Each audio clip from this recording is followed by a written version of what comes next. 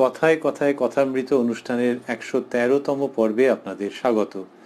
এই অনুষ্ঠান আপনারা দেখছেন প্রাণারাম ইউটিউব চ্যানেলে সপ্তাহে ৬ দিন, সোম থেকে শনিবার রাত্রি ৯টার সময় এবং রবিবার রাত্রি ৯টার সময় এই একই চ্যানেলে থাকছে শ্রীরামকৃষ্ণের একজন পার্ষদের পূর্ণ জীবন প্রসঙ্গ। আমরা শ্রী রামকৃষ্ণ কথামৃততে রয়েছি ৪ঠা জুন ১৮৮৩ কথায়, যেদিন ফলহারিণী কালী পুজো ছিল এবং সেই দিন সকাল থেকে শ্রীরামকৃষ্ণ বিভিন্ন প্রসঙ্গ করছিলেন। তার মধ্যে নিজের জীবনের কিছু অন্তরঙ্গ কথা তিনি বলছিলেন, যেখানে তথ্য ছিল এবং শিক্ষণীয় বস্তুও ছিল অবশ্যই। আর আমরা কালকে পর্যন্ত যেখানে থেমেছিলাম সেখানে শ্রীরামকৃষ্ণ নরেন্দ্রনাথের সম্পর্কে তার জীবনের কিছু কথা বলছিলেন। নরেন্দ্রনাথকে নিয়ে তার কীরকম ভাবনা একসময় গেছে সেই সমস্ত প্রসঙ্গ ব্যক্ত করছিলেন। তারপরের থেকে আমরা প্রবেশ করব শ্রী শ্রী রামকৃষ্ণ কথামৃততে, যার সূচনায় কথামৃতকার শ্রীযুক্ত মহেন্দ্রনাথ গুপ্ত বা শ্রীম উদ্ধৃত করছেন, তব কথামৃতং তপ্ত জীবনং কবিভিরীৃতং কলমশাপহং শ্রবণমঙ্গলং শ্রীমদাততং ভুবি গৃণন্তি ইয়ে ভূরিদা জনাঃ। শ্রীরামকৃষ্ণ পূর্ব কথা বলছেন। তাহলে ৪ঠা জুন ১৮৮৩ সোমবার দক্ষিণেশ্বরে শ্রীরামকৃষ্ণের ঘর। আর ওই পুজোর দিন যেন একটা অন্য রকমের মন মানসিকতা মেজাজে শ্রীরামকৃষ্ণ কথা বলছেন এবং নিজের জীবনের আগেকার কথা বলছেন। আমরা একটু আগে স্মরণ করছিলাম যে আগের দিন নরেন্দ্রনাথ সম্পর্কে বলেছেন, আর আজকে যেখানে ঢুকছি ঠিক তার পরেই যেটি বলছেন শ্রীরামকৃষ্ণ সেটি হচ্ছে একেবারে কম বয়সের কথা। তিনি বলছেন, কি অবস্থায় গেছে। যখন এই অবস্থা হলো, দিনরাত কোথা দিয়ে যেত বলতে পারি না, সকলে বললে পাগল হলো, তাই তো এরা বিবাহ দিলে। উন্মাদ অবস্থা। প্রথম চিন্তা হলো পরিবারও এই রূপ থাকবে, খাবে দাবে। শ্বশুর বাড়ি গেলুম, সেখানে খুব সংকীর্তন। নফর, দিগম্বর বাণুজ্যের বাপ এরা এলো, খুব সংকীর্তন। একবার ভাবতুম কি হবে। আবার বলতুম, মা, দেশের জমিদার যদি আদর করে তাহলে বুঝবো সত্য। তারাও সেধে এসে কথা কইত। শ্রীরামকৃষ্ণ বলছেন যে ওই ভাবনমাদ অবস্থা তার সাধন জীবনে যেই সময়তে গেছে, ভাবনমাদ, প্রেমোন্মাদ ঈশ্বরীয় ভাবে, সেই সময়কার কথাটি বলছেন বিবাহের আগে। বললেন যে দিনরাত কোথা দিয়ে যেত বলতে পারি না, সকলে বললে পাগল হলো। তখন তার বিবাহের বন্দোবস্ত করলেন এবং ওই রকম ঈশ্বরীয় প্রেমে উন্মাদ অবস্থা, তো তাই বলছেন যে প্রথম চিন্তা হলো পরিবারও এইরূপ থাকবে, খাবে দাবে। শ্বশুর বাড়ি গেলুম, সেখানে খুব সংকীর্তন। সেখানে নফর, দিগম্বর বাণুজ্যের বাপ এরা এলো, এই কথা বলছেন, খুব সংকীর্তন। একবার ভাবতুম কি হবে মানে হচ্ছে যে একটা মনের মধ্যে চিন্তা বা দুশ্চিন্তা, এবং সেটি কি, এই যে ঈশ্বরীয় ভাব, এটা কি সব ঠিক হচ্ছে, এতে কোনো বিপদ হবে না তো, এতে কোনো অমঙ্গল হবে না তো, এই রকম চিন্তা। যে ঈশ্বরীয় ভাবে তার মধ্যে যে অপূর্ব অবস্থার বিকাশ, সেটা একেবারে চূড়ান্ত পর্যায়ের। বাইরের লোকজন তো ওই জন্যে বিভ্রান্ত হয়ে গেছে, অন্য রকম ভেবেছে যে যদি বিয়ে টিয়ে দিলে মনটা ফিরে যায়। শ্রীরামকৃষ্ণ বলছেন যে তিনি তার নিজের দিক থেকেও কতকটা যেন ওই রকম ভাবছেন যে সব ঠিক কি, এবং সেখানে এমনিতে যাকে বলে অসম্ভব, অ্যাবসার্ড, সেরকম একটা ভাবনা ভেবেছেন। তিনি বলছেন, আবার বলতুম, মানে মনে মনে আবার বলতুম, মা, দেশের জমিদার যদি আদর করে তাহলে বুঝবো সত্য। তাহলে কোথায় ক্ষুদিরাম চট্টোপাধ্যায়ের ছেলে গদাধর চট্টোপাধ্যায়, আর কোথায় জমিদার? তো জমিদার খামোখা আদর করতে যাবে কেন? কিন্তু ঠাকুরের ওই ভাব যে যদি করে তাহলে বুঝবো এই ভেতরের ভাব সব সত্য। তার মায়ের সঙ্গে কখনো কখনো এরকম হতো। বলছেন তারাও সেধে এসে কথা কইত। তো জমিদার সেধে এসে কথা বলেছেন কোনো উপলক্ষে, তার থেকে শ্রীরামকৃষ্ণ ভেতরে ওই সমর্থন পাচ্ছেন, ভেতরে ওই ভরসা পাচ্ছেন যে যা হচ্ছে ঠিক ঠিক হচ্ছে এবং মায়ের ইচ্ছেই হচ্ছে। তারপরে আরো আরো অবস্থা বর্ণনা করছেন।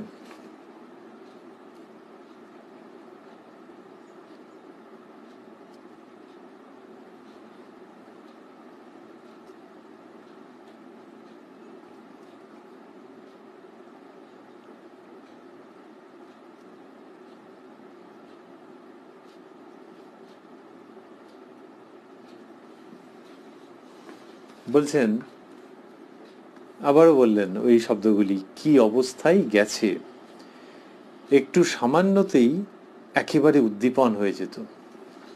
সুন্দরী পূজা করলুম, 14 বছরের মেয়ে, দেখলুম সাক্ষাৎ মা, টাকা দিয়ে প্রণাম করলুম। তা বলছেন কি অবস্থায় গেছে, অর্থাৎ ওই ঈশ্বরীয় ভাবে কি চূড়ান্ত এক একটা পর্যায়ে গেছে।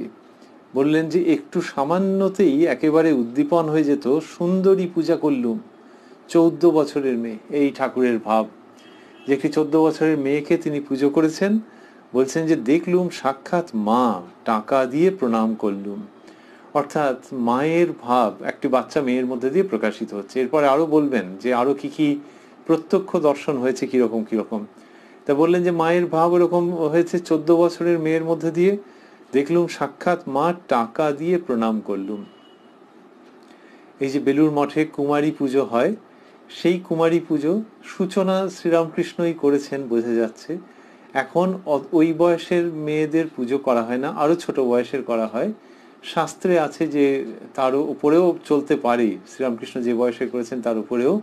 তো এই যে 14 বছরের মেয়েকে পুজো করছেন, তাকে দেখছেন সাক্ষাৎ মা এবং টাকা দিয়ে প্রণাম করছেন। ওই ভাব, শ্রীরামকৃষ্ণের পুরো জীবনে মাতৃভাব রয়েছে। যে কোনো স্ত্রী মূর্তির মধ্যে মাকে দেখছেন, জগন মাতাকে দেখছেন। তা সেইটা বলছেন যখন ওই ভাবের খুব প্রাবল্য, তখন 14 বছরের মেয়ে, শ্রীরামকৃষ্ণের এই বলার ভঙ্গিটির মধ্যেই রয়েছে। একবার উল্লেখও করেছেন যে না করে পারছেন না। তাহলে ওই রকম একটি মেয়েকে মা দুর্গা রূপে, জগন্মাতা রূপে পুজো না করে পারছেন না স্থির হতে। এইরকম শ্রীরামকৃষ্ণের অবস্থা যে আচ্ছা এরকম ভাবেও পুজো করা যাক, সেরকম নয়। ভেতরের মধ্যে আগ্রহ রয়েছে, নিষ্ঠা রয়েছে, ব্যাকুলতা রয়েছে এবং অস্থিরতা আছে যে ওই মেয়েকে মা রূপে পুজো না করলে স্থির হওয়া যাচ্ছে না। তো সেই রকমটি করেছেন এবং বলছেন টাকা দিয়ে প্রণাম করলুম। তাহলে ওই যে একটা 14 বছরের মেয়েকে তিনি পুজো করছেন, এটি একটি অপূর্ব ঘটনা আমাদের মনে হচ্ছে। যে এই এখন যে আমরা কুমারী পুজো দেখছি, তার সূচনা শুধু যে তাই নয়, এই ধারা আবার দেখতে পাচ্ছি স্বামী বিবেকানন্দের মধ্যে দিয়ে কিরকম সুন্দর করে প্রকাশিত হচ্ছে। কাশ্মীরে যখন তিনি রয়েছেন, তখন এক মুসলমান মাঝির মেয়েকে তিনি উমা রূপে পুজো করেছিলেন। তাহলে এইগুলো একদিক দিয়ে দেখতে গেলে অলমোস্ট আনহার্ড, আনসাং, যে শ্রীরামকৃষ্ণ তার দেশে, অর্থাৎ ওই কামারপুকুর, জয়রামবাটি, হুগলি, বাঁকুড়া এইসব অঞ্চলের কথা তো বলছেন, সেখানে একটি মেয়েকে পুজো করেছেন। মানে কি খুব একবারে ঢাক ঢোল বেজেছে এবং হাজারে হাজারে লোক জানতে পেরেছে তা তো নয়, প্রায় নিভৃতেই হয়তো করেছেন, অল্প কিছু মানুষ জানতেন। স্বামীজি যখন কাশ্মীরে পুজো করছেন, তখন সঙ্গে সঙ্গে দেশে বিদেশে সেই খবর প্রচারিত হয়ে যাচ্ছে, তা কি তা নয়। কিন্তু এই ঘটনাগুলোর মধ্যে এমন সত্যতা আছে, তার থেকেও বেশি শুদ্ধতা আছে। সত্য তো বটেই, শুদ্ধতা আছে, পবিত্রতা আছে, অপূর্ব ভাব আছে, সনাতন ভাবধারা বা ট্র্যাডিশনাল ভাবধারা তার প্রকাশ আছে, এবং ভবিষ্যতের স্বর্ণ সম্ভাবনা রয়েছে যে আজকে আমরা সেগুলিকে স্মরণ করছি আনন্দের সঙ্গে। এই ঘটনাগুলো কালের প্রবাহে হারিয়ে যায়নি, এদের মধ্যে এমনই সমস্ত ভাব রয়ে গেছে যে তখন সামান্য কয়েকজনের মধ্যে, কিন্তু আজকে জগৎবাসী সেগুলিকে স্মরণ করছেন, জানতে পারছেন, বিভিন্নভাবে আনন্দ করছেন এবং ধন্য হচ্ছেন যে আচ্ছা কুমারী পুজো, এই যখন বর্তমান পৃথিবী নানান রকমের ভাব এবং অভাব, যেখানে একদিকে স্বভাব মানুষের আর একদিকে অভাব, কিরকম সব নারকীয় পাশবিক প্রবৃত্তি, সেইখানে এই কুমারী পুজো, যে কুমারীকেও পুজো করা যায়,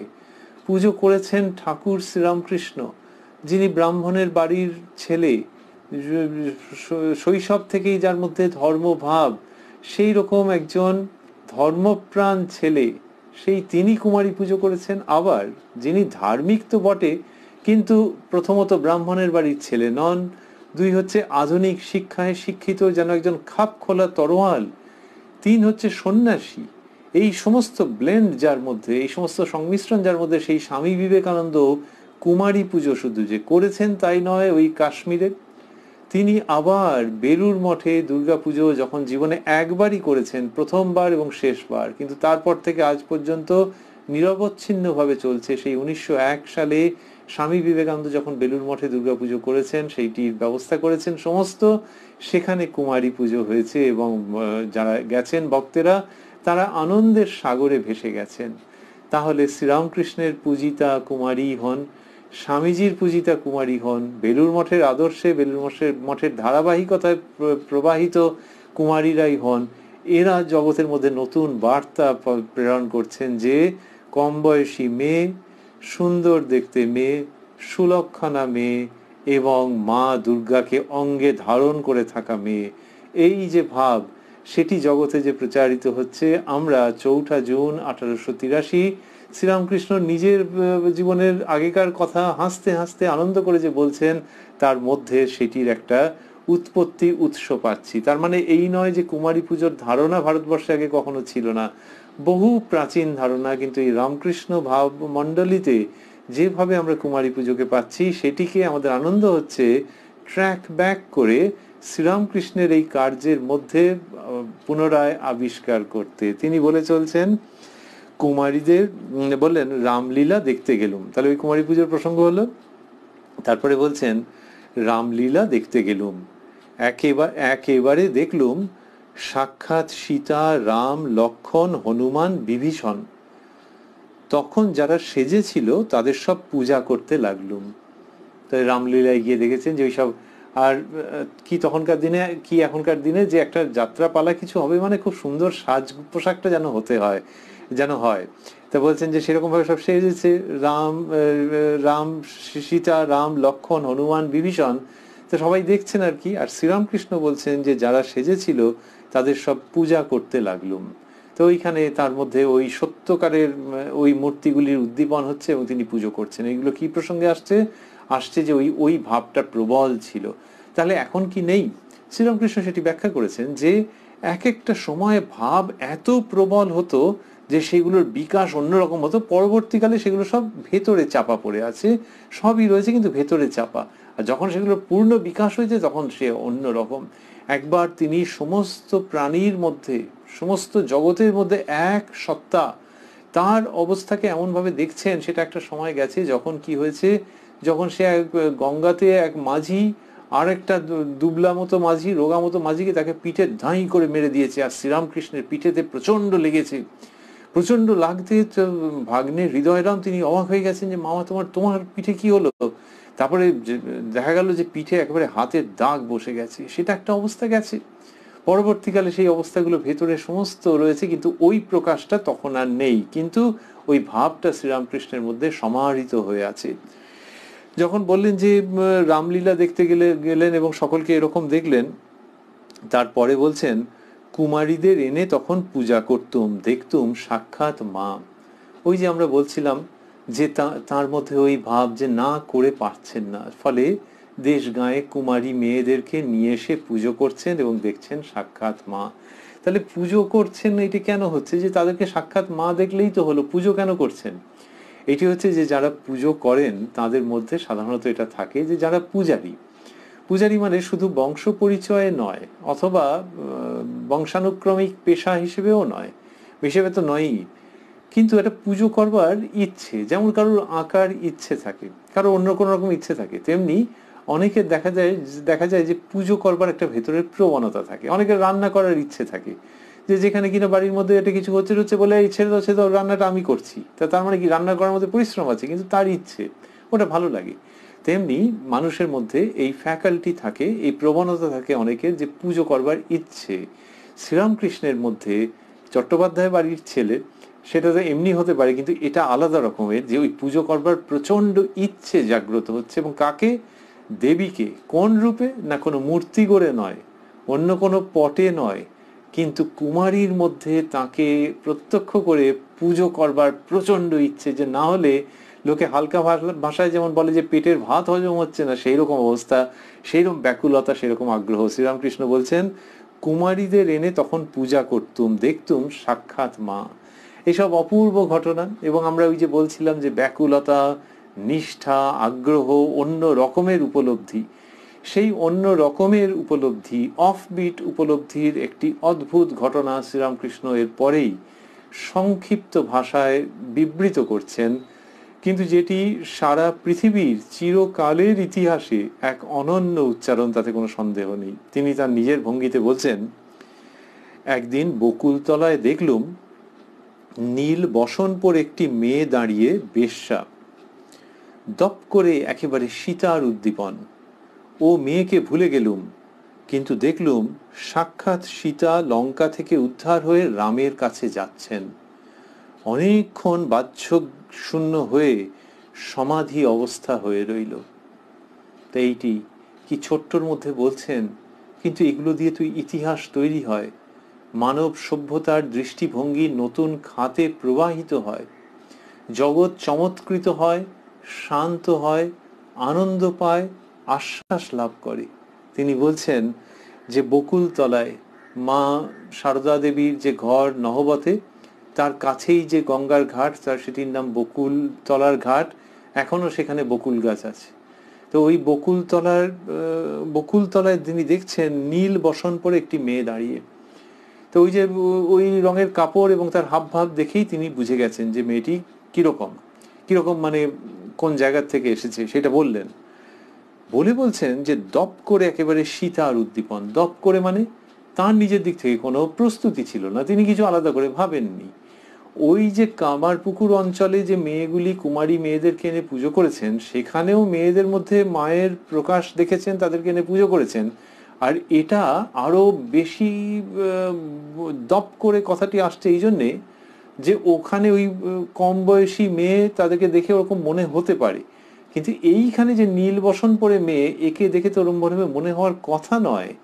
সেখানে ভেতর থেকে কেউ যেন আলো জ্বালিয়ে দিচ্ছে দপ করে। তা বলছেন দপ করে একেবারে সীতার উদ্দীপন। দপ করে শব্দ দুটির অন্য তাৎপর্যও থাকছে, যে ঘরের মধ্যে যদি অন্ধকার থাকে, তারপর হঠাৎ করে আলো জ্বলে ওঠে, তার মধ্যে যে আকস্মিকতা, যে চমক, যে আনন্দ রয়েছে, যে অন্ধকার কেটে গেল আর দপ করে আলো জ্বলে উঠলো, ওমা এখানে আলো ছিল বুঝি একটা, আচ্ছা, সেই রকম মনের মধ্যে আলো জ্বলে উঠছে। এবং তাতে তিনি ওই মেয়ে, এখনকার দিনের ভাষায় রেড লাইট এরিয়ার মেয়ে, সেই মেয়ে, তার মধ্যে দেখছেন পবিত্রতার মূর্ত প্রকাশ মা সীতাকে। What a contrast! একটা অন্ধকার ঘর, কালো ঘুটঘুটে, তার মধ্যে দপ করে যেরকম আলো জ্বলে ওঠে, সেই রকম যাকে তুমি ভাবছো এমনিতে রেড লাইট এরিয়ার মেয়ে, তার মধ্যে আধ্যাত্মিকতার গ্রিন লাইট, এবং সেখানে মা সীতার উদ্দীপন। এইটা শ্রীরামকৃষ্ণ বলছেন কি অসামান্য একটি ঘটনা চমৎকারভাবে আমাদের কাছে আসছে তার শ্রীমুখের বর্ণনার সূত্রে। বলছেন দপ করে একেবারে সীতার উদ্দীপন। এইবার সীতার জীবনের অনেকগুলো সময় গেছে, তো রাজবাড়িতে একরকম, স্বামীর সঙ্গে অরণ্যে বেরিয়ে যাওয়া একরকম, রাবণ কর্তৃক অপহৃত হওয়া আরেক রকম, ইত্যাদি। তো সীতাকে বলা হয় জনম দুঃখিনী, যে সে, বড়রা সব বলে যে সে মেয়ে কোনোদিন সুখ পায়নি গো। তো সীতার জীবনে কোনো সুখের মুহূর্ত ছিল, কোনো আনন্দের মুহূর্ত ছিল? কতগুলো তো ছিল নিশ্চয়ই, এবং সেগুলো অনেক দুঃখের মালার মধ্যে এক একটা সুখের মুক্তোর বিন্দুর মতো, বা মুক্ত, এক একটা মুক্তোর মতো। তো সেই রকম কতগুলো তো অবস্থা ছিল। তো শ্রীরামকৃষ্ণ বলছেন যখন সীতার উদ্দীপন বলেই বলছেন, ও মেয়েকে ভুলে গেলুম, কিন্তু দেখলুম সাক্ষাৎ সীতা লঙ্কা থেকে উদ্ধার হয়ে রামের কাছে যাচ্ছেন। এই যে অশোক কানন থেকে উদ্ধার হয়ে তিনি রামচন্দ্রের কাছে যাচ্ছেন, এটা নিঃসন্দেহে যে সীতা দেবীর জীবনের আনন্দ ঘন মুহূর্তগুলোর মধ্যে একটা। ওই মেয়েকে যখন শ্রীরামকৃষ্ণ দেখছেন বলবো নাকি দর্শন করছেন, তখন তার কাছে ওই চিত্রটা আসছে যে সাক্ষাৎ সীতা লঙ্কা থেকে উদ্ধার হয়ে রামের কাছে যাচ্ছেন। এইটা যে তিনি দেখছেন শ্রীরামকৃষ্ণ, এই দেখাটা কি গভীর! ওই বকুলতলার ঘাট সত্য, নীল রঙের কাপড় সত্য, একটি মেয়ে ওই রকম পাড়ার, সবই সত্য, কিন্তু এসবের থেকে অনেক যেন বেশি সত্য হয়ে ওই গঙ্গার ধারে শ্রীরামকৃষ্ণ দেখছেন যে মা সীতা উদ্ধার লাভ করে রামচন্দ্রের কাছে যাচ্ছেন, এবং সেটা এত গভীর, তিনি বলছেন অনেকক্ষণ বাহ্যশূন্য হয়ে সমাধি অবস্থা হয়ে রইল। তাহলে ওই দেখে তিনি সমাধিস্থ হয়ে গেলেন। এটা কখন দেখলেন? ওই প্যাসেজটা দিয়ে সাধারণত তিনি ঝাউতলায় যেতেন, যে মন্দিরের উত্তর দিকে যে ঝাউতলা, টয়লেট ইত্যাদি নানান রকম কারণে, তো মায়ের যে ঘর নহবত তার পাশ দিয়ে ওইখান দিয়ে হাঁটতে হাঁটতে হাঁটতে হাঁটতে যে ঝাউতলায় গেছেন, বা এমনি পঞ্চবটির দিকেও গিয়ে থাকতে পারেন, অথবা ওই দিক থেকে আসছিলেন, কিছু একটি হবে। সেই সময় তিনি বকুলতলায় এইরকম এরকম দেখেছেন, দেখে সমাধিস্থ হয়ে গেছেন। তাহলে এগুলোর বক্তব্য কি? বক্তব্য হচ্ছে যে এমনিতে মানুষ, এমনিতে ছেলে, এমনিতে মেয়ে, এমনিতে ভালো মেয়ে, খারাপ মেয়ে, কিন্তু সমস্ত জল হয়ে যাচ্ছে। ঠিকভাবে বলতে গেলে সমস্ত অমৃত হয়ে যাচ্ছে যখন সেই রকম ভাবে দেখা যাচ্ছে বা দর্শন হচ্ছে। এখানে নীলবসন পরা ওই এরিয়ার মেয়ে, তাকে দেখে মনে হচ্ছে সাক্ষাৎ সীতা উদ্ধার লাভ করে রামচন্দ্রের কাছে যাচ্ছেন। সীতা দেবীর জীবনের ঘটনা হচ্ছে যে তিনি রামের কাছে যখন যাচ্ছেন তখন কি আনন্দ, কি আনন্দ!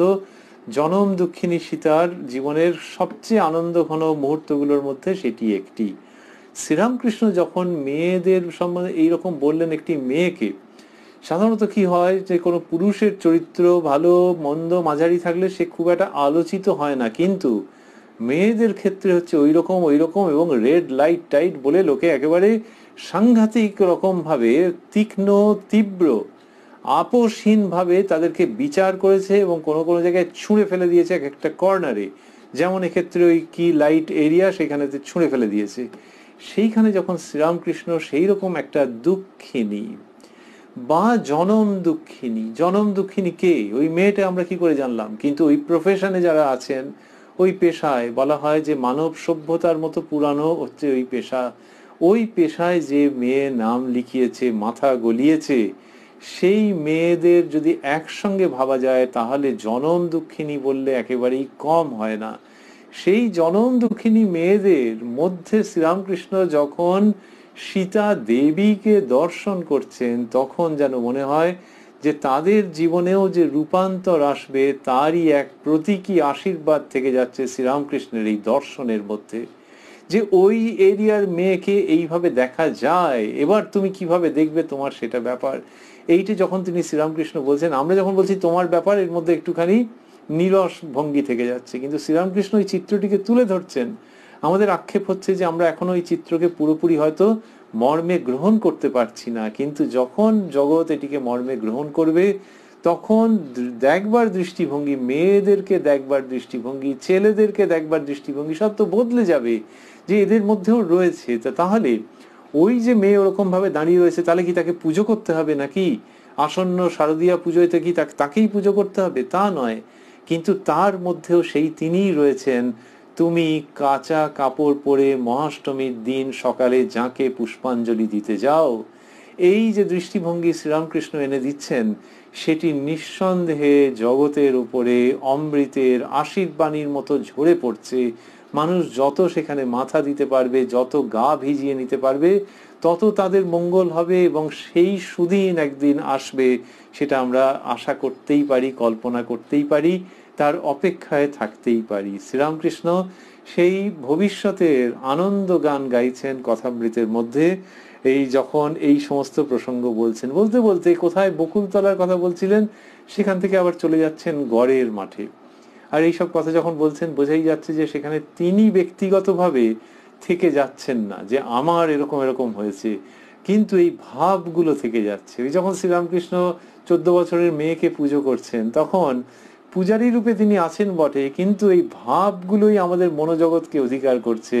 শ্রীরামকৃষ্ণ নিজের কথা বলছেন বাধ্য, যে তার জীবনের অভিজ্ঞতা, কিন্তু তার মধ্যে কোনো আমিত্ব নেই। তিনি যে ভাবগুলোকে বলছেন সেগুলো বিরাট আকারে এবং নানান রূপে, রসে, ছন্দে, বর্ণে, গন্ধে আমাদের কাছে এসে উপস্থিত হচ্ছে। তিনি যাচ্ছেন গড়ের মাঠে, বলছেন আরেকদিন গড়ের মাঠে বেড়াতে গেছিলুম, বেলুন উঠবে, অনেক লোকের ভিড়। হঠাৎ নজরে পড়ল একটি সাহেবের ছেলে গাছে হেলান দিয়ে দাঁড়িয়ে রয়েছে ত্রিভঙ্গ হয়ে। যাই দেখা, অমনি শ্রীকৃষ্ণের উদ্দীপন সমাধি হয়ে গেল। এটা একেবারে অন্য রকম পরিবেশ, অন্য রকমের চরিত্র এর মধ্যে। কিরকম বলছেন যে গড়ের মাঠে বেড়াতে গেছেন, বেলুন উঠবে। তো তখনকার দিনে ওই যে প্যারাশুট মতো, যে হাউই, প্যারাশুট নয় হাউই যেগুলোকে আমরা বলে থাকি, সেই রকম গ্যাস ফিল্ড বেলুন, সেইটি উঠবে। তো তার জন্য অনেক লোক সেখানে হাজির হয়েছে। তো এমনও হতে পারে, সেই ইতিহাস ঘাঁটলে দেখা যাবে যে তখন হয়তো একজন মানুষকে নিয়েও উঠতে পারতো, সেই কায়দাটাও রপ্ত হয়েছে। তো যেভাবেই হোক, এমনি মানুষ নিয়ে হোক, মানুষ ছাড়া হোক, হাউই বলতে যা বোঝায় তার মধ্যে একটু আলো টালো জ্বলবে, এসব হবে, তবে কিছু একটা হবে। তো গড়ের মাঠে বলছেন বেলুন উঠবে, অনেক লোকের ভিড়। আর এই সময় সব লোকে বলে ফিরিঙ্গি গোড়াদের সময়, সাহেবদের সময়। হঠাৎ নজরে পড়ল একটি সাহেবের ছেলে গাছে হেলান দিয়ে দাঁড়িয়ে রয়েছে ত্রিভঙ্গ হয়ে। তার মানে একটা পা ফোল্ড করে আরেকটা পায়ের উপর দিয়ে দাঁড়িয়ে রয়েছে। সাহেবের ছেলে মেজাজে দাঁড়িয়ে আছে, হয়তো খুব শৌখিন টাইপের ছেলে, কি টাইপের ছেলে আমরা তো জানি না, কিন্তু মনেই হতে পারে ওরকম সাহেবের ছেলে, আপস্টার্ট ছেলেও হতে পারে, যে ওরকম বাবু হয়ে ওরকম ভাবে দাঁড়িয়ে রয়েছে। কিন্তু ওই যে ত্রিভঙ্গ যে ভঙ্গিমাটি, শ্রীরামকৃষ্ণ বলছেন যে যাই দেখা অমনি শ্রীকৃষ্ণের উদ্দীপন সমাধি হয়ে গেল। ওই ছেলের মধ্যে তিনি শ্রীকৃষ্ণকে দেখছেন। ওর মধ্যে শ্রীকৃষ্ণকে দেখার কথা নাকি? না। যেমন নীল বসন পরা মেয়ের মধ্যে মা সীতাকে দেখার কথা নাকি? কিন্তু হচ্ছে তো, হচ্ছে মানেই হলো যে সম্ভাবনা রয়েছে। তাহলে এই ছেলে ভালো মন্দ যাই হয়ে থাকুক না কেন, তার মধ্যে সেই জগদীশ্বর, সেই রাখাল রাজ, তিনি রাজ করছেন। তোমার দেখার অপেক্ষা, তোমার চিনে নেওয়ার অপেক্ষা, তোমার ওয়েলকাম করবার অপেক্ষা। সেই সাহেবের ছেলেকে তুমি ওয়েলকাম করো মনে মনে, যে সেই তার মধ্যেও শ্রীকৃষ্ণকে তুমি দেখছো। তো তার মানে কি জগৎ জুড়ে শ্রীকৃষ্ণকে দেখতে হবে তা নয়, শ্রীরামকৃষ্ণ শ্রীকৃষ্ণকে দেখছেন, অন্যত্র তো মা সীতাকে দেখেছেন। তাহলে এই যে মানুষের মধ্যেই তিনি আবির্ভূত রয়েছেন নানান রকম ভাবে, কোথাও বেশি প্রকাশ, কোথাও কম প্রকাশ। একজন সন্ন্যাসী ধ্যানস্থ হয়ে রয়েছেন, 1 ঘন্টা 2 ঘন্টা, আরো গড়িয়ে যাচ্ছে 3 ঘন্টার দিকে, তার মধ্যে কেউ সাক্ষাৎ দেবতাকে দর্শন করছেন তার সেই ধ্যান মূর্তি দেখে, একদম ঠিকঠাক, যে ওখানে দেবতার ভাব তো একদম পুরো তার শ্রী অঙ্গ দিয়ে ফুটে বেরোচ্ছে। আবার গড়ের মাঠে সাহেবের ছেলে পায়া ওরকম ভাঁজ করে গাছে হেলান দিয়ে দাঁড়িয়ে রয়েছে, তাকে দেখে শ্রীকৃষ্ণের উদ্দীপন। তাহলে তার মধ্যে কি শ্রীকৃষ্ণ আছেন নাকি? আছেন। ওখানে এমনি লোকের কাছে প্রকাশ কম, বলবে বা বা কি স্টাইল মেরে ছেলেটা দাঁড়িয়ে আছে, এমনি। আর ওই নীল বসন পরা মেয়েকে দেখলে অন্যরকম কথা বলবে। এমনি লোকের কাছে প্রকাশ কম, কিন্তু যিনি দেখতে পাচ্ছেন তিনি দেখছেন যে সেই শ্রীকৃষ্ণই ভেতরে অবস্থান করছেন। তাকে দেখে উদ্দীপন এমন ভাবে হয়ে যাচ্ছে, বলছেন যে সমাধি হয়ে গেল। সমাধি হয়ে গেল, যে তিনি একেবারে গভীরভাবে ভাবস্থ হয়ে গেলেন। এই যে শ্রীরামকৃষ্ণ এই ভাবগুলিকে দেখাচ্ছেন, এগুলি শুধু যে অসাধারণ তাই নয়, শুধু যে 4 জুন 1883 ফলহারিণী কালী পুজোর দিন সকালবেলায় বসে বসে নিজের জীবনের কাহিনী হিসেবে বলছেন তাই নয়, এর মধ্যে দিয়ে ওই বার্তা থেকে যাচ্ছে যে মানুষেরই মধ্যে ভগবান আছেন। মানুষেরই মধ্যে ভগবান আছেন বললে অনেক সময় রচনা বই থেকে উঠে এসছে একটা শব্দ, একটা বাক্য বলে মনে হয়, কিন্তু শ্রীরামকৃষ্ণ যা বলছেন তার মধ্যে দিয়ে নতুন জীবন রচনা হতে পারে, নতুন জীবনের রচনা হতে পারে, যে মানুষের মধ্যে এইরকম নানান রকম ভাবে তিনি রয়ে গেছেন। এটি একেবারে একটা অপূর্ব ভাব, যেটি দেখতে পাওয়া যাচ্ছে শ্রীরামকৃষ্ণের শ্রীমুখের কথায়। এবং এই যেখানটাতে আমরা রয়েছি সেখানে দেখছি যে সাহেবের ছেলেকে দেখে তার শ্রীকৃষ্ণের উদ্দীপন হয়ে যাচ্ছে। কোথায় ছিলেন তিনি? ছিলেন ওই ওই ইয়ের থেকে চলে এলেন তিনি, দক্ষিণেশ্বর থেকে গড়ের মাঠে এসছেন। দক্ষিণেশ্বরে নীল বসন পরা মেয়ে, তাকে দেখে সীতা। এবার যদি ভাবি যে নীল বসন পরা মেয়ে, তার গায়ের রং কিরকম, আর মা সীতা তার গায়ের রং কিরকম ছিল, তাহলে কিছুটা কিছুটা মিল পাওয়া গেলেও হয়তো যেতে পারে। এখানে কিন্তু অন্য, এখানে যে সাহেবের ছেলে তার মানে একেবারে টকটকে ফর্সা অবশ্যই, আর শ্রীকৃষ্ণ তাঁর গাত্রবর্ণ তো অন্যরকম।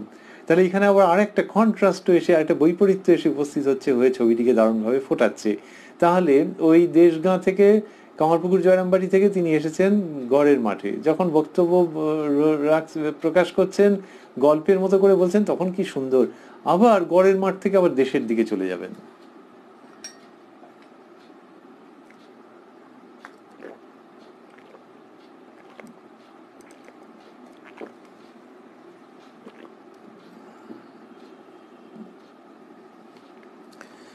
তিনি দেশের দিকের প্রসঙ্গে চলে যাচ্ছেন, বলছেন শিয়রে, এবার শিহরের কথা বলছেন, বলছেন শিয়রে ব্রাহ্মণ ভোজন করালুম, তাদের হাতে হাতে সব জলপান দিলুম, তাদের হাতে হাতে সব জলপান দিলুম, দেখলুম সাক্ষাৎ ব্রজের রাখাল, তাদের জলপান থেকে আবার খেতে লাগলুম। তা শিয়রে রাখাল ভোজন করিয়েছেন, করিয়ে তাদের হাত থেকে আবার নিয়ে নিয়ে খেয়েছেন, যে প্রসাদ। কেন প্রসাদ? বলছেন যে দেখলুম সাক্ষাৎ ব্রজের রাখাল, তাই এইরকম দেখেছেন এবং দেখে তাদের প্রসাদ নিয়েছেন, তাদের হাত থেকে নিয়ে নিয়ে সব খেয়েছেন। এইসব ছেলেদের মধ্যে থেকে এরকম করেছেন। তাহলে একটা মেয়ের কথা এসেছিল, তারপর একটা ছেলের কথা এসেছে, এদের একটু বেশি হয়তো বয়স, তারপরে আবার কম বয়সী ছেলেদের কথা এসছে শিহরে, যে খুব পবিত্র স্বভাব ছেলে, একেবারে কোনো গায়ে আঁচড়টি লাগেনি সেরকম ছেলে, তাদের মধ্যে ব্রজের রাখালকে দেখছেন, তাদেরকে খাওয়াচ্ছেন, তাদের হাত থেকে নিয়ে আবার খাচ্ছেন বা প্রসাদ গ্রহণ করছেন। তারপর বলছেন প্রায় হুঁশ থাকতো না, মানে ওই সময় প্রেমোন্মাদ অবস্থায় প্রায় হুঁশ থাকতো না। সেজবাবু জানবাজারের বাড়িতে নিয়ে গিয়ে কতক রাখলে, মানে মথুরবাবুর কথা বলছেন, সেজবাবু জানবাজারের বাড়িতে নিয়ে গিয়ে কতক রাখলে, দেখতে লাগলুম সাক্ষাৎ মার দাসী হয়েছি, বাড়ির মেয়েরা আদবেই লজ্জা করত না, যেমন ছোট ছেলেকে বা মেয়েকে দেখলে কেউ লজ্জা করে না। আন্দির সঙ্গে অমুক বাবুর মেয়েকে জামাইয়ের কাছে শোয়াতে যেতুম। কম বয়সে বিয়ে হয়ে যেত, তো বয়সের ব্যবধান অনেক থাকতো, তা সেই মেয়েকে জামাইয়ের কাছে, সে মেয়ে যাবে না, সে তো বড়ই হয়নি, সে আর কি বিবাহিত জীবনের বোঝে, তো সে তাকে নিয়ে গিয়ে যে না না এখন স্বামীর কাছে থাকতে হয় এই বলে নিয়ে যাওয়া, তো সেটা কে নিয়ে যায়? বাড়ির মেয়ে বউরা নিয়ে যায়। কিন্তু তিনি বলছেন যে তিনি যে পুরুষ মানুষ, এটা বাড়ির কেউ আলাদা করে দিয়ে না পুরুষ না মেয়ে না কি, তার মানে হচ্ছে যে তার মধ্যে এমন একটা ভাব যে শিশুকে কি নিয়ে কি কেউ বলে শিশুর পুরুষ না স্ত্রীলোক, অবান্তর প্রসঙ্গ। তাহলে সেই শৈশবের গন্ধ মাখা পবিত্রতা শ্রীরামকৃষ্ণের সারা গায়ে। তো তাকে তিনি কি করছেন, যে বলছেন যে অমুক বাবুর মেয়েকে জামাইয়ের কাছে শোয়াতে যেতুম, তার মানে তারা একে এই রকম দৃষ্টিতেই দেখতেন। সেটা কিরকম ভাবে? উৎস কি উৎসের কথা বলছেন, যে দেখতে লাগলো, তাহলে সেজবাবু জানবাজারের বাড়িতে নিয়ে গিয়ে কতক রাখলে, দেখতে লাগলুম সাক্ষাৎ মার দাসী হয়েছি। এ একেবারে অন্য ভাব, যে মা জগদাম্বার কি মা জগদ্ধাত্রীর, তার দাসী হয়েছি। মায়ের দাসী শ্রীরামকৃষ্ণ নিজেকে ভাবছেন। ওই যে আমরা একটু আগে বলছিলাম যে তিনি যখন নিজের কথা বলছেন সেগুলো নামমাত্রই নিজের কথা, আসলে অধ্যাত্ম জীবনের নাটকীয় আনন্দ সংবাদ। তো এখানে বলছেন যে দেখতে লাগলুম সাক্ষাৎ মার দাসী হয়েছি। তাহলে দাসী তার মানে তো স্ত্রীলোকের প্রসঙ্গ, আর এই পুরুষ মানুষ, তার থেকে বোঝা যায় যে যে ধর্মজীবনের কথা হচ্ছে সেখানে পুরুষ কি স্ত্রীলোক এটা অবান্তর হয়ে যাচ্ছে। তাহলে লোকে বলবে তাহলে কি মানুষ? হ্যাঁ মানুষ, আরেকটু ঠিক ঠিক ভাবতে গেলে দেবতা। তাহলে দৈবী সত্তা যখন আসছে তখন আর ওই নারী পুরুষ স্বভাবটা এই রক্ত মাংসের শরীরের মধ্যে দিয়ে ফুটে বেরুচ্ছে না। এখানে তিনি নিজেকে দেখছেন মার দাসী, তাহলে দাসী মানে তো স্ত্রীলোক, হ্যাঁ স্ত্রীলোক, তাহলে পুরুষ শরীরে তার সেই অনুভব হচ্ছে যে মায়ের দাসী, এবং সেই অনুভবটা তো অনুভবের ব্যাপার, তিনি নিজে জানেন, চোখ বন্ধ করে জানেন, কিন্তু যারা চোখ খুলে আছে তারা দেখছেন যে এর মধ্যে আলাদা করে বেটা ছেলের ভাব কিছু নেই। কিন্তু বেটা ছেলের ভাব নেই মানে অনেক সময় বোঝা যায় যে এটা কিন্তু অস্তিত্বহীন ব্যাপার, তা নয়। খুব আনন্দের একটি সত্তা, যার সঙ্গে কথা বলতে ইচ্ছে করে, যার সঙ্গে মিশতে ইচ্ছে করে, যার প্রসন্ন দৃষ্টির মধ্যে থাকতে ইচ্ছে করে, কিন্তু তিনি বেটা ছেলে না মেয়ে ছেলে এইসব প্রসঙ্গ উঠছে না, কেননা তিনি একটা অন্য আনন্দ দিয়ে যেন তার শরীর মন গড়া। শ্রীরামকৃষ্ণের সেই অবস্থা, কিন্তু উৎস হচ্ছে যে নিজেকে মার দাসী মনে করছেন। এই সাধারণ ঘরোয়া বাংলা ভাষায় শ্রীরামকৃষ্ণ যা বলে যাচ্ছেন তার মধ্যে দিয়ে যেন মনে হচ্ছে কৈলাস কি বৈকুণ্ঠের সংবাদ ঝরে ঝরে পড়ছে। তা তিনি বলছেন যে ওই রকম ভাবে সবাই তাকে দেখতেন এবং সেইভাবেই তিনি তার সকলের সঙ্গে ব্যবহার করতেন। এখনো এবার গল্পের মতো হচ্ছে যে এবার এখনকার কথা তোমাদের বলি, এখনো একটু তাতেই উদ্দীপন হয়ে যায়, এখনো একটু তাতেই উদ্দীপন হয়ে যায়। রাখাল জপ করতে করতে বিড়বিড় করত, আমি দেখে স্থির থাকতে পারতুম না, একেবারে ঈশ্বরের উদ্দীপন হয়ে বিহ্বল হয়ে যেতুম। মানসপুত্র রাখাল চন্দ্রের কথা বলছেন, যিনি উত্তরকালে স্বামী ব্রহ্মানন্দজি। সেই রাখাল চন্দ্র তিনি বলছেন যে রাখাল জপ করতে করতে বিড়বিড় করত। সেটিও কত উচ্চ অবস্থার সংবাদ যে ঠাকুরের কাছে যখন এসেছেন তখন নেহাতি কম বয়স, সেই তিনি তার সম্পর্কে শ্রীরামকৃষ্ণ বলছেন যে জপ করতে করতে বিড়বিড় করতো। তার মানে পুরো শরীর মন এমন ভাবে সেইভাবে ভাবিত যে ওই মুখে ওরকম বিড়বিড় করছেন আর কি, জপ করছেন যখন তখন ওই রকম হচ্ছে সেটা। তো জব করার একটা অবস্থায় অনেক সময়ই থাকে যে ওই ঠোঁটে বিড়বিড় করছে, তারপরে হয়তো সেটাও বন্ধ হয়ে যায়, শুধু মনে মনে চলতে থাকে। কিন্তু কম বয়সী একটি ছেলে, তার তো কম কথা নয় এটি। আর ওই যে বিড়বিড় করছে, তাহলে দেখা যাচ্ছে যে বিড়বিড় করছে, তাহলে ওই ভগবানের নাম করছে, এইটি ভাবতে গিয়ে শ্রীরামকৃষ্ণের ভাবান্তর হয়ে যাচ্ছে। বলছেন এখনো একটু তাতেই উদ্দীপন হয়ে যায়। আর ওই যে আবারও আমরা ভাবছি যে শ্রীরামকৃষ্ণ নিজে মুখ্য থাকছেন না, যে ওই কম বয়সী ছেলে সে বিড়বিড় করছে, আর ওতেই আমি চার্জ হয়ে গেলাম। তার মানে কি, যে ওইটা দেখেই আমার আনন্দ হয়ে গেল, ঈশ্বরের লীন হয়ে থাকার কথা, তাতে মিশে থাকার কথা মনে পড়ে গেল, আর নিজেকে সামলাতে পারছি না, বাইরের জগতে মন দিতে পারছি না। এইটা শ্রীরামকৃষ্ণ বলছেন। রাখাল জব করতে করতে বিড়বিড় করতো, আমি দেখে স্থির থাকতে পারতাম না। ওই অস্থিরতা, ডিভাইন রেস্টলেসনেস, কি চমৎকার, যে দৈবী অস্থিরতা, স্থির থাকতে পারতাম না। কি হয়েছে? একেবারে ঈশ্বরের উদ্দীপন হয়ে বিহ্বল হয়ে যেতুম, মানে ওই সমাধির মতো একটা অবস্থা। এই যে অস্থিরতা, এটি হচ্ছে স্বর্ণালী একটা অস্থিরতা, একটা অদ্ভুত গোল্ডেন রেস্টলেসনেস, যে এটার মধ্যে দিয়ে ওই ঈশ্বরীয় ভাবটাতে পুরো লীন হয়ে যাওয়ার জন্য হাঁকপাঁক করছেন তিনি, এবং সেটা এক্ষেত্রে চার্জ করে দিচ্ছেন কে? একটি কম বয়সী ছেলে, যিনি কিনা ওই জব করতে গিয়ে বিড়বিড় করছেন। ঠাকুর প্রকৃতি ভাবের কথা আরো বলিতে লাগিলেন, আর বললেন, আমি একজন কীর্তনিয়াকে, ওই আমরা বলছিলাম যে ফলোয়ারিণী কালী পুজোর দিন পুজোর মেজাজে এই মেজাজ শব্দটি এসে যাচ্ছে, তো এখানে বলছেন, মাস্টারমশাই লিখছেন যে, আর বললেন, আমি একজন কীর্তনিয়াকে মেয়ে কীর্তনীর ঢং সব দেখিয়েছিলাম। সে বললে, আপনার এসব ঠিক ঠিক, আপনি এসব জানলেন কেমন করে? এই বলিয়া ঠাকুর ভক্তদের মেয়ে কীর্তনিয়ার ঢং দেখাইতেছেন, কেহই হাস্য সংবরণ করিতে পারিলেন না।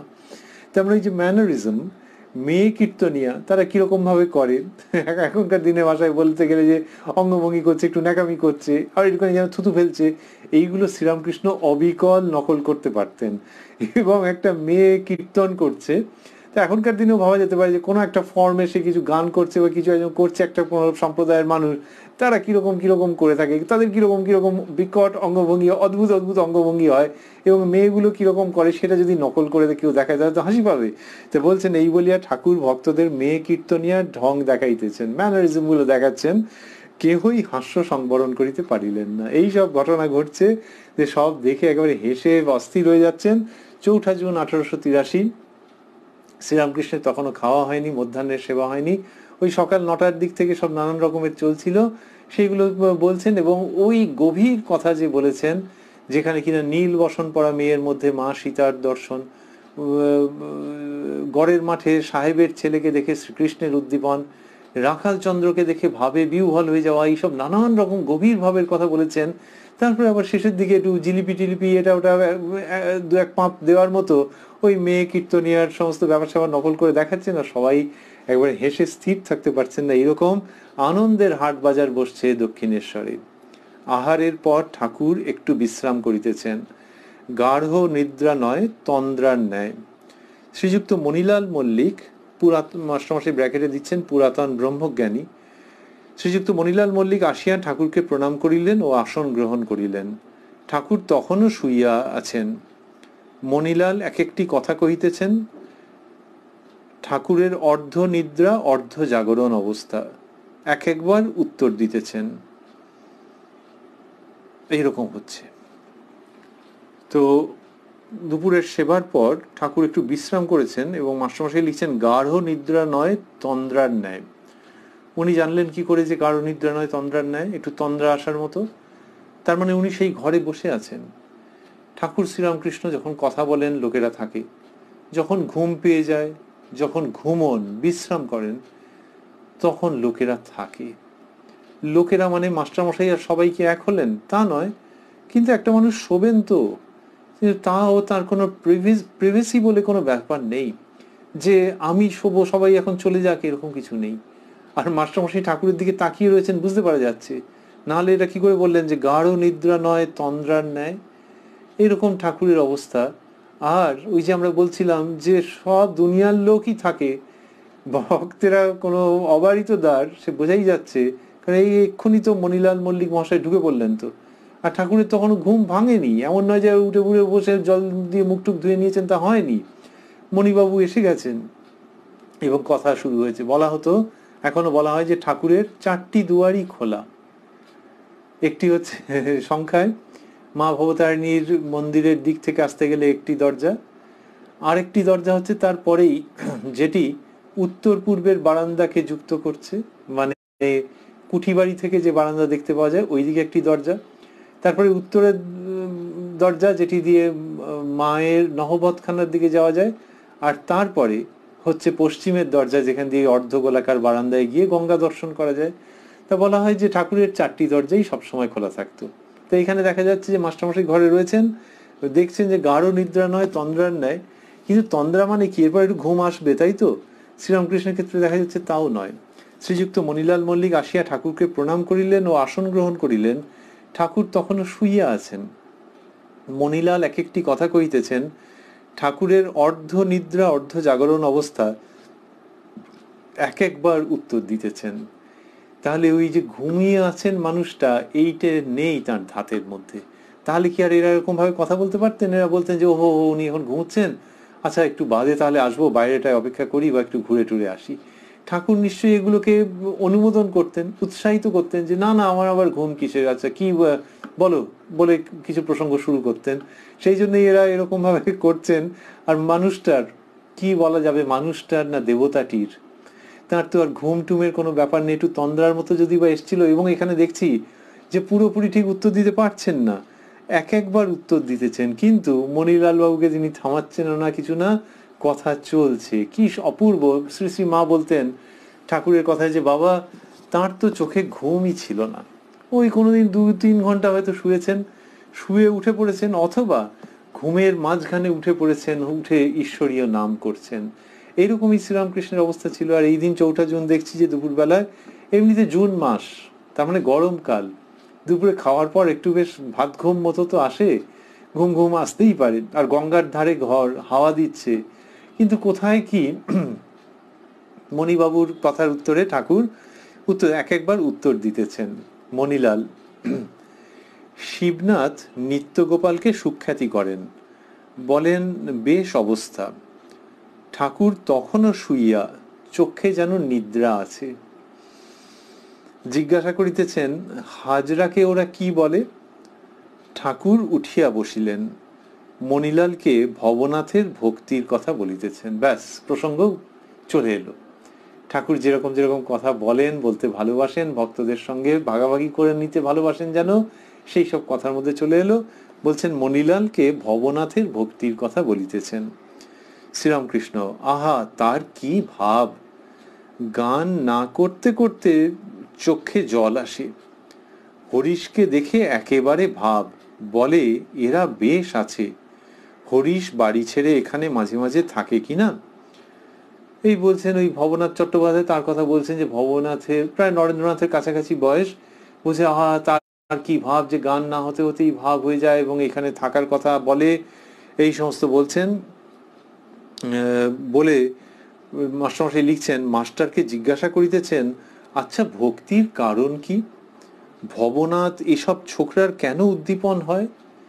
নিজেই যেন বিস্মিত হয়ে যাচ্ছেন যে কম বয়সী ছেলে, এদের মধ্যে এরকম ভক্তি রয়েছে, এদের উদ্দীপন হয়, এগুলো কেন হয়? মাস্টার চুপ করিয়া আছেন। শ্রীরামকৃষ্ণ, কি জানো, বলে এবার ব্যাখ্যা করবেন। কে বলবে যে একটু আগে তার ওই অর্ধনিদ্রা অর্ধ জাগরণ অবস্থা ছিল, এবং মাস্টারমশাই যেটি বললেন যে গাঢ় নিদ্রা নয় তন্দ্রার ন্যায়, তাহলে গাঢ় নিদ্রা নয় তন্দ্রার ন্যায় এইরকম যার অবস্থা ছিল, তিনি এখন ধর্ম নিয়ে উঠে বসেছেন। এবং উঠে বসেছেন কি প্রশ্ন নিয়ে? না ভবনাথের মতো ছেলে, এদের এরকম ভক্তির ভাব, এরকম উদ্দীপন হয় কি করে? এই শ্রীরামকৃষ্ণ মানুষ বলেছে যে তিনি প্রেমের মূর্তি, তিনি প্রেমের মূর্ত বিগ্রহ। সেই তাকে দেখতে পেয়েছেন যারা, দর্শন করেছেন যারা, তারা ধন্য হয়ে গেছেন যে তিনি উঠে বসে দুপুরবেলার ঘুম, এখনকার ভাষায় বলে সেই ঘুম মাটি করে উঠে বসেছেন যে আচ্ছা আচ্ছা বলো তো, যে ভবনাথের মতো ছেলে এরকম ভক্তি ভাব উদ্দীপন এসব হয় কি করে? What a question, what a query.